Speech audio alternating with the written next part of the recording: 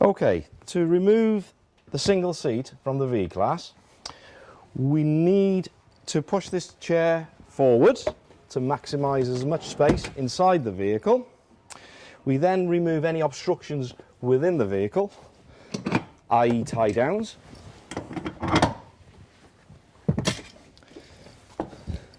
Then to remove the single seat, we take the headrest off.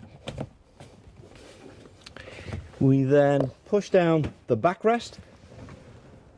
There are two levers at the back of the chair that you lift up, and there's also two levers at the base of the feet you lift up.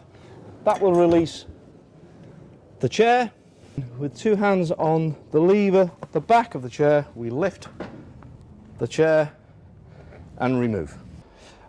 To put the seat back into the vehicle, this hook here needs to be in line with this rod, first rod here on the tracking.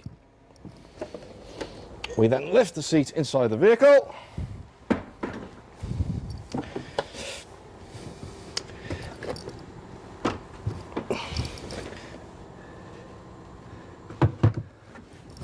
Front hook is in line with the front hook of the rod.